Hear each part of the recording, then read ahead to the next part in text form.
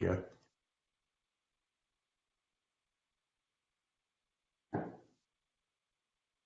Hello, everybody. Welcome to another edition of the Mo Show Live. What if I told you that there was a way to prevent 290,000 injuries a year? What if I told you there was a way to prevent over 10,000 deaths a year? What am I talking about? I'm talking about drunk driving crashes. That every year in the United States, on average, 290,000 people and over 10,000 people lose their lives in these crashes. And these are needless accidents, crashes that can easily be avoided by people not getting behind the wheel when they're drunk. There are many ways to prevent this, and we're going to be talking about those today. I'm so honored to have as our guest today, Colleen Sheehey-Church. She is the national president for Mothers Against Drunk Driving. Many of us know them as MADD. And we're going to be talking about MADD's mission, how MADD works with lawmakers, how it works with law enforcement, and how it works with the public to try to deter and prevent these tragic and needless crashes and prevent more victims in the future. So let me go ahead and introduce Colleen. Colleen joined MADD in 2005 after the tragic death of her son Dustin when he was killed by a drunk driver. And then in 2010, she joined the National Board of Directors for MADD. And then in 2015, she assumed to be president of the national chapter. She frequently speaks to victims impact panels, speaks with victims to talk about the mission of MADD and to talk about their story and to share their stories. And she frequently speaks with lawmakers and legislatures to enforce stricter laws and stricter punishments to try to deter drunk drivers from getting on the road and prevent these types of crashes from occurring. Colleen, thank you so much for what your organization does, and thank you for being here today. How are you doing today? Oh, good, Mo. Thank you for having me today. Or should I call you Morris? Mo or Morris? I don't know which one. Mo is just fine. Thank you so much. All right, thank you for inviting me. I appreciate it. We're down in Alabama a lot, and it's nice to talk to somebody right face to face today. Well, the thing with drunk driving crashes, Colleen, and it's prevalent across all 50 states and across Canada and everywhere. And I know in my law practice, I see it every day that these crashes just really destroy lives, destroy the victims, and destroy their families. And these are preventable crashes, aren't they?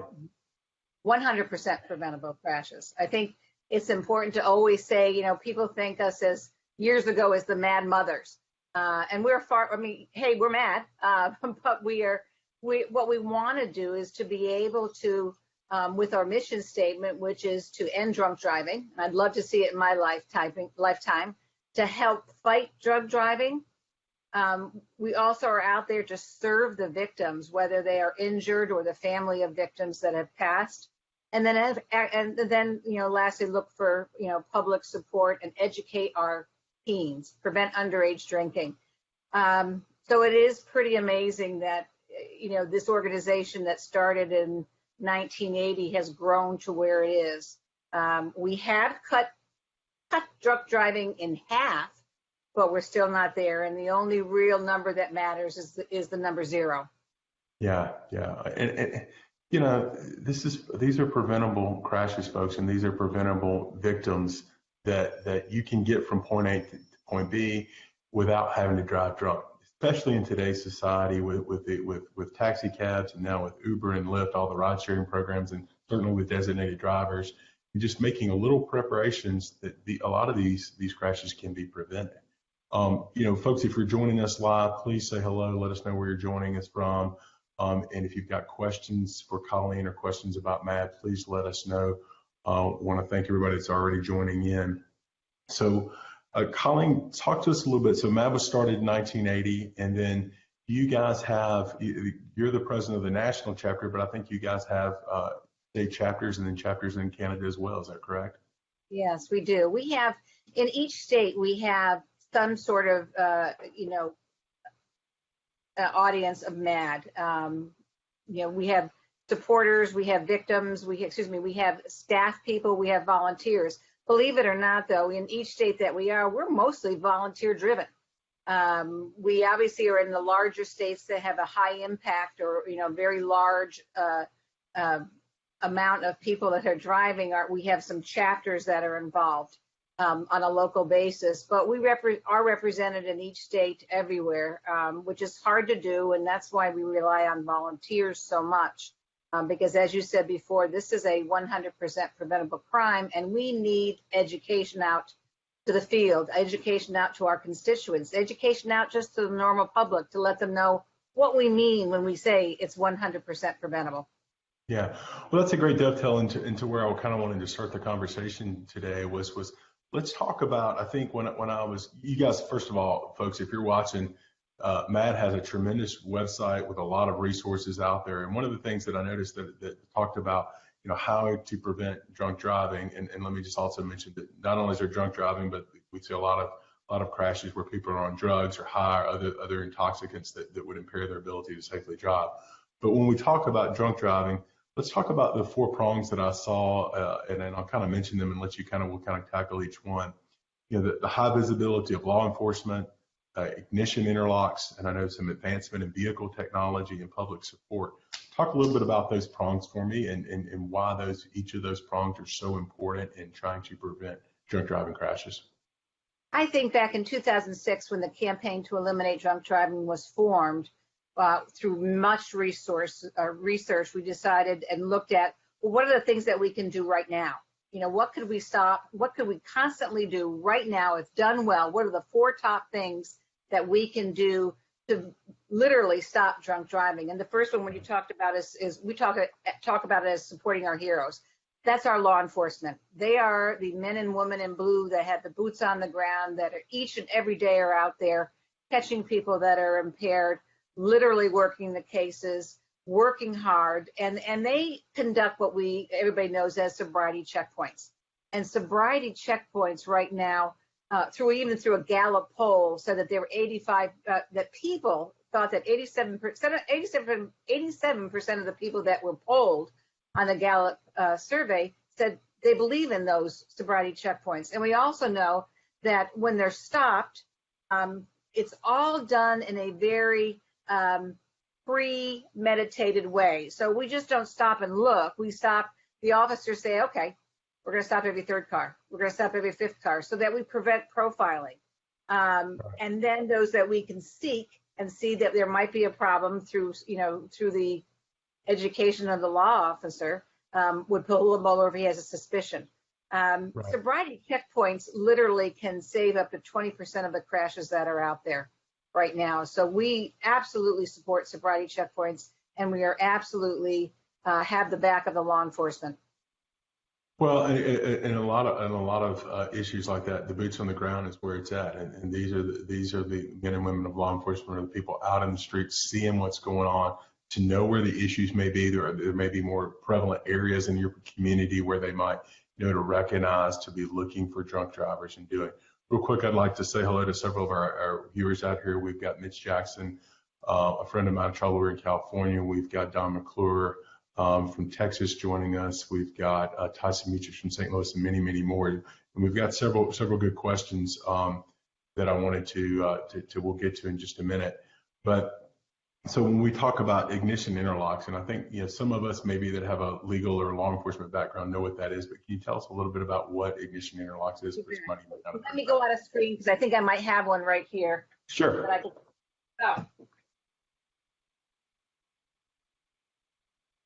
I never thought I'd be a component of and a love of a small piece of plastic like this.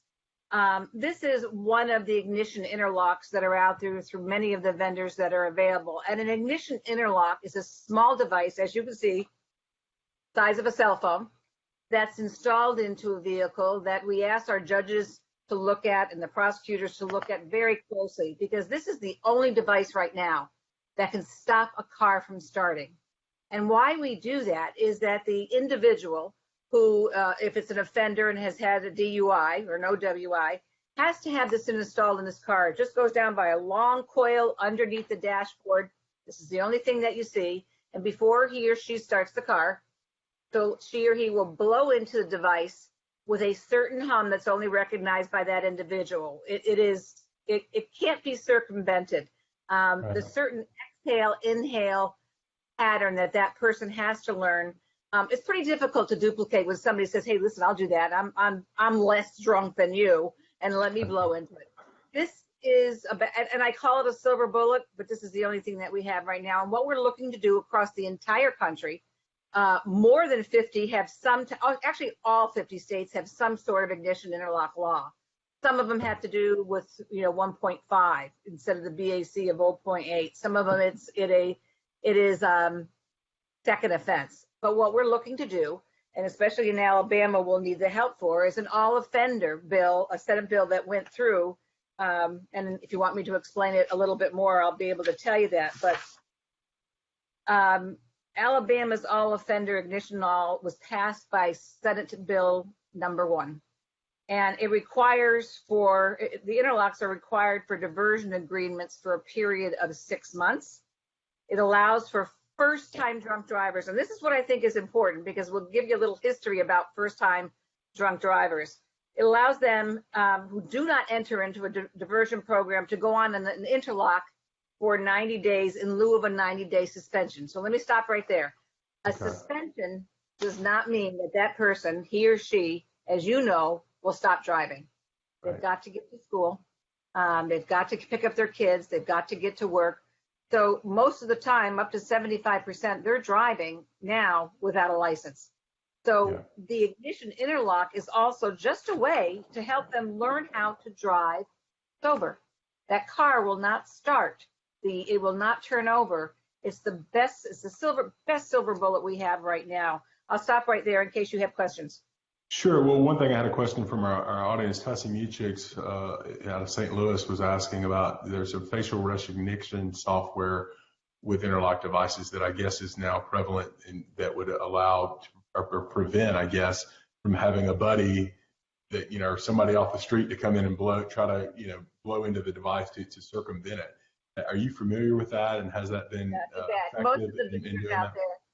Yeah, most of the major vendors out there, this is kind of the normal one, but ones will have a face recognition up on your visor. The others have GPS. So once you blow in and you fail, we know where you are, we know who blew in, and all that information is sent over to the vendor who sends it to DMV.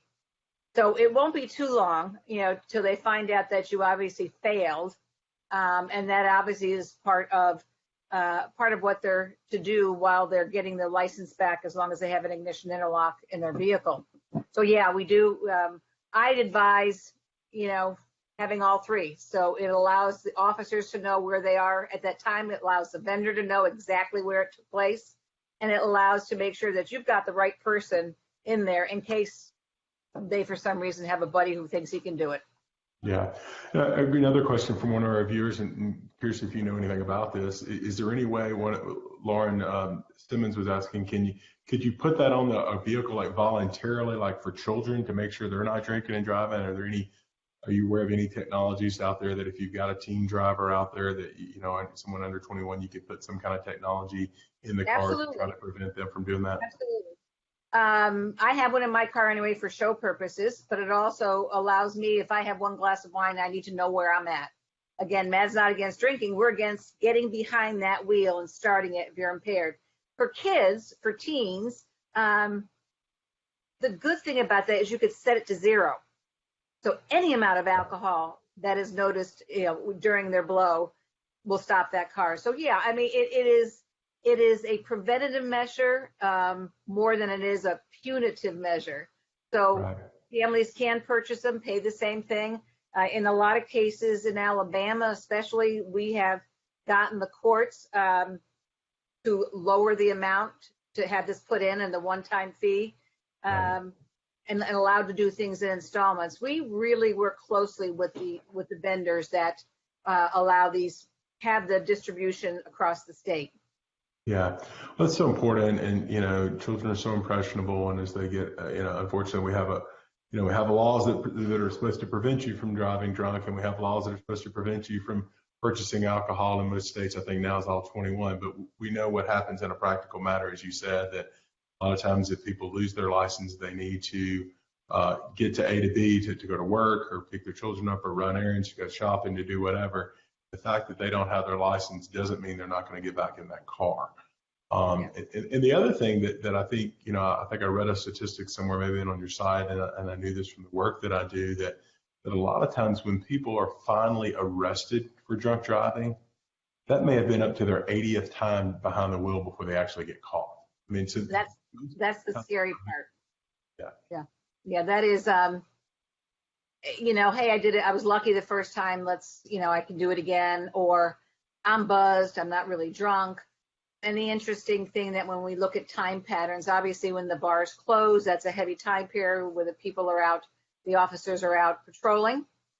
The second time, believe it or not, the high times when there are crashes on the roads is between 6 and 8. And I've had so many people, well, what do you mean 6 to 8? Well, the alcohol is not out of your system between 6 and 8. Now they're getting up and going to work. So a crash will happen at that time. So there's two pretty high volume times that you'll see in recording these crashes that they happen. So this is, again, yes, they drive up to 80 times before their first because they think they can do it once, they could think they can do it again.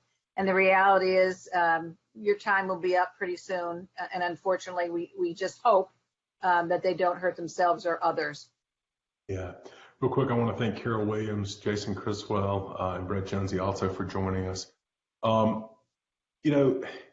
It's just scary, and as a parent and as somebody who represents folks that have been in these crashes, it's really scary to think that how prevalent they are. And I never would have thought of the morning time being a high peak time for drunk driving crashes, because I didn't know it. Yeah. But I guess that makes sense a lot of times. If they may make it home, but when they leave to go back out in the morning, they're still under the effects of the alcohol and they end up being impaired. Mitch was saying a police officer told him years ago that 1 out of every 4 drivers on Southern California streets between midnight and 6 in the morning is driving under the influence. He said he's not sure how accurate that is, but certainly if it's anywhere close to being accurate, that's a scary statistic.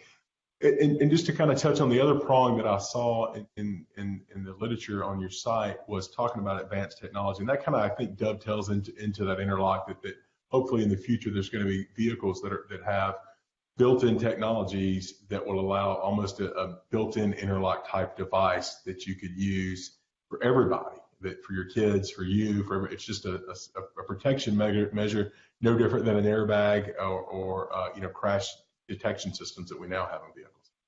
Yeah, and they're hopefully right around the corner. In fact, one of the labs is located not too far from me in Massachusetts. And it came out with an idea that if we've got these small little devices and we have emergency braking and we have all these ways of a vehicle as an option to purchase, why can't that be purchased as an option? So right now there's two ways that are being advanced and looked at and trying to get a big machine into a small little vehicle. And right now one will be almost located above the steering wheel column, whereas the individual that's sitting there will literally just breathe. And the machine knows enough to separate the alcohol, the ethanol from carbon monoxide. And at that point, the car won't start. And it could be preset at the limit, that we obviously want it 0.08 or lower. We actually do a lot of them at 0.25.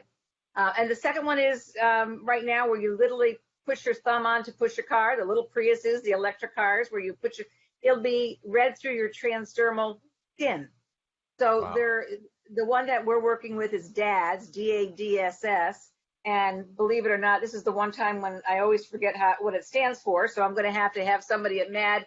And if Becky, if you're listening, if you could text me DADSS, driver detection safety system is what I think it is, but I want to make sure. I think you'll see those out fairly soon. We are with major car manufacturers that have said yes to this. We have a very large blue ribbon panel that looks at it, makes sure that it is going to be something that totally works, and it'll hopefully be out in a few years. So it won't be mandatory in the beginning, just like seatbelts weren't, but it will be an option. And as a dad who has teenage kids growing up, that is one thing I would put in my vehicle. Yeah, no doubt about it. A quick question from Brett Jonesy was, how does MAD receive the majority of its funding? Where do you guys get most of your resources from, Colleen? Right. It's all through donations, and the second one would be grants. I'm going to give you that DADS acronym now. Yes, please do. DADSS stands for Driver Alcohol Detection for Safety System. I was close. Yeah, I wouldn't have known any different. I left the word alcohol out. Go figure. So it's also on our website, and it can show you a great video of how it works. So it's something that should be brought to the public with more support and more education. It's a wonderful thing. So go ahead. I apologize for. I saw the video on that, and it's a really cool video of how it works, and you can see. I mean, I think that even the page that I saw the video on, Colleen referenced that 30 years ago when you just said if you're in a crash, there's going to be a big bag that pops out in a split second and prevents you from being seriously injured. You would have thought, well, this is crazy. But there's going to be something that drives you. There's self-driving cars now or something like that. You would have thought, well, this is the Jetsons, but it's here now. And so this type of technology is just right around the corner. And if it can save lives, then there's no reason not to implement it. And certainly as the cost goes down, it'll become hopefully a standard feature and not an optional deal. Correct. And the companies that are going around the United States right now, just educating manufacturer, educating the public of what this looks like, when it could be unveiled, and when it could be offered to the public. Yeah. The other thing, that struck me, that I know that you and I talked about in preparing for today's show, and I know as a lawyer that laws in each state are dramatically different. I mean, you can have an issue in one state that may be 180 in another state, the way it's handled and what happens. So the enforcement of drunk driving laws and the punishments and the rules, and I'm sure, are different from state to state. So I would think that you're going to have communication in your organization, and that's why it's so important to have local chapters communicating with lawmakers in each state to try to get laws in place and stricter punishments in place and other things in place to try to drive down the number of drunk driving crashes. That is absolutely correct. And that's probably one of the toughest things that we do as an advocacy organization, to literally go state to state. We have a government affairs division out of Washington, D.C. that literally watches the laws across the state and then goes back across the country and goes back and see that they're being implemented, seeing that they're being followed, which allows us to have and ask a lot of our volunteers to be court monitors. We want to hear what the judges are giving out as sentences, because they have the final say.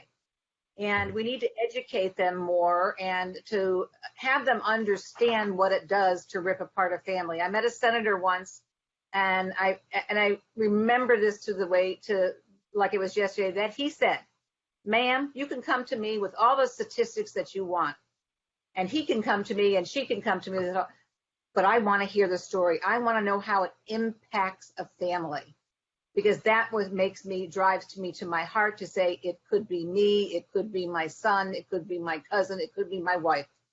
So as an organization, yes, our stories are extremely important. We sometimes call it the secret sauce, but we've got a huge dedicated group of volunteers, nearly 6,000 across the country, and a small force of paid staff that goes out and looks for donations, and then obviously we apply for grants. Our biggest fundraiser is the Walk Like Mad. It is the walks that are across the entire country. We have over 80 to 90 of them right now, that spring and fall, and sometimes in the summer we'll go out and walk to raise funds and raise awareness of what's happening. And most of them are victims, survivors, and families, because that's how the ripple effect starts. So you asked about how do we raise it? It's literally going door to door, marketing, direct donations, seeking larger donations from larger companies that will support an issue like ours.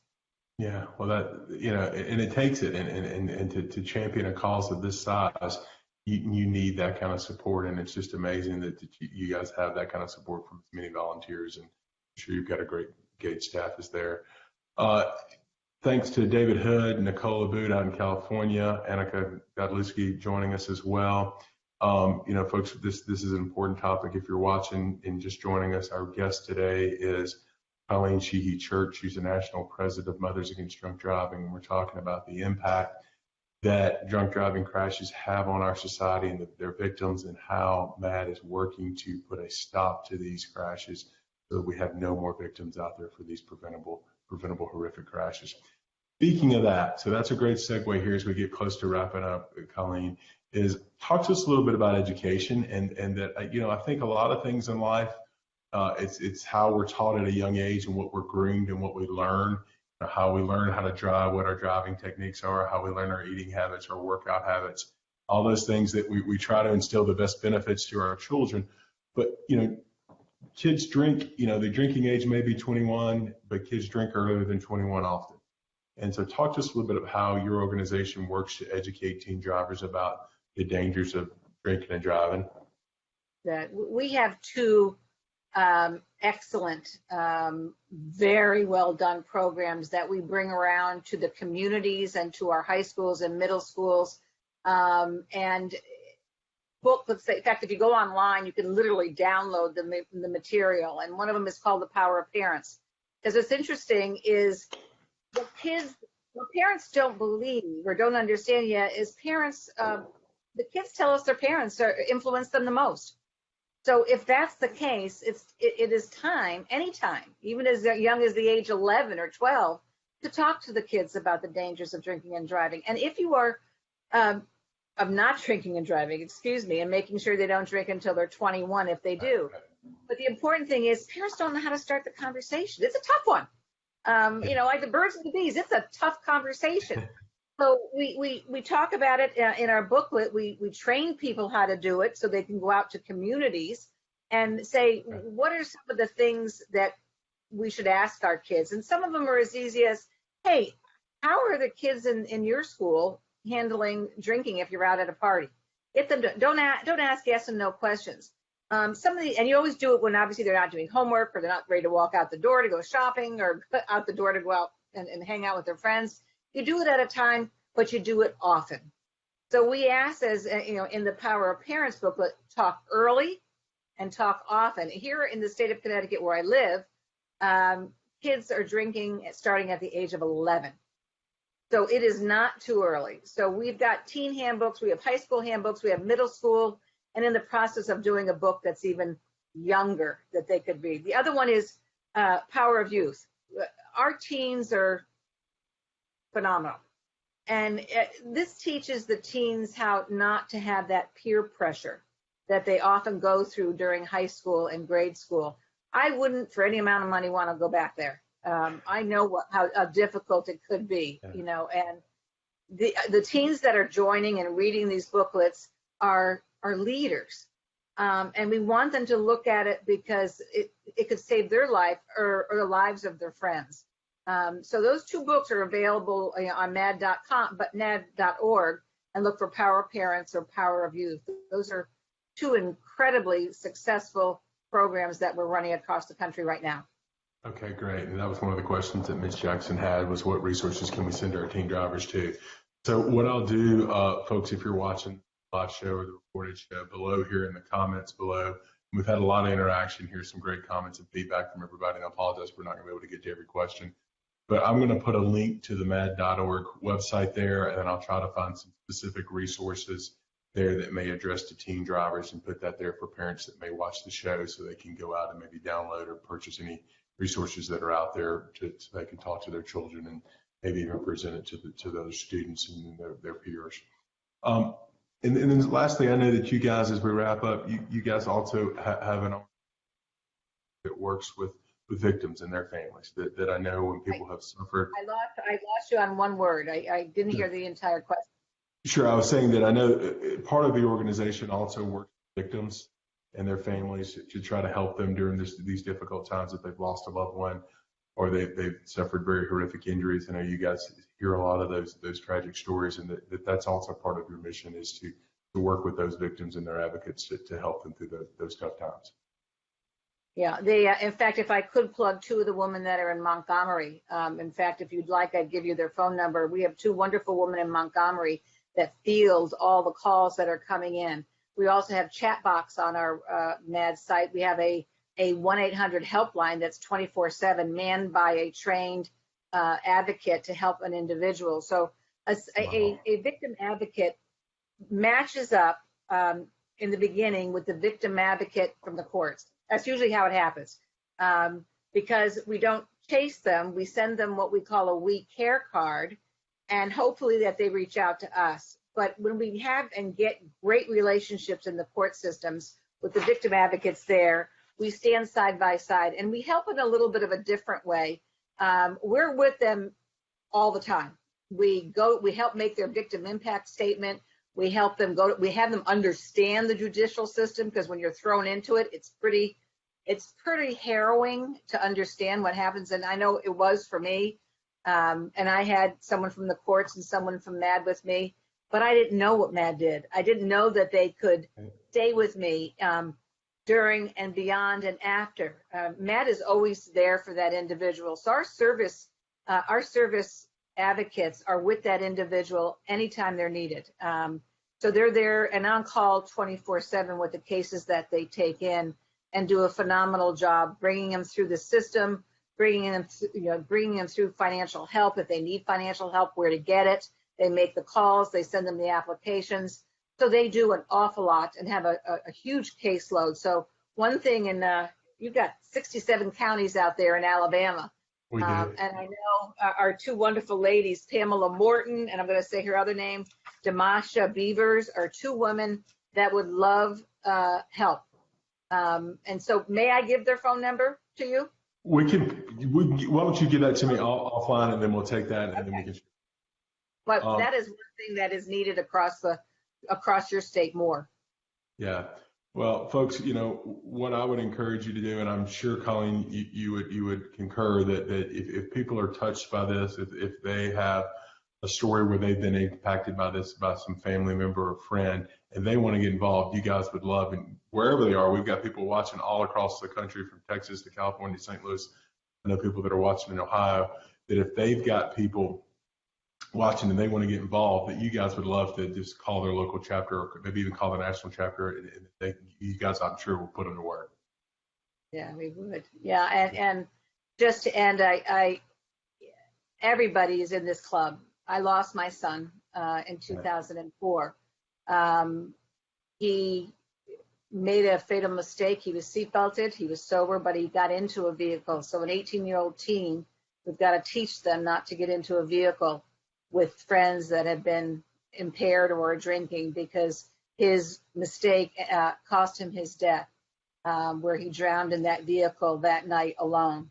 And I will never forget that. And I will do anything that I can to take the pain that I have and continue to turn it into passion.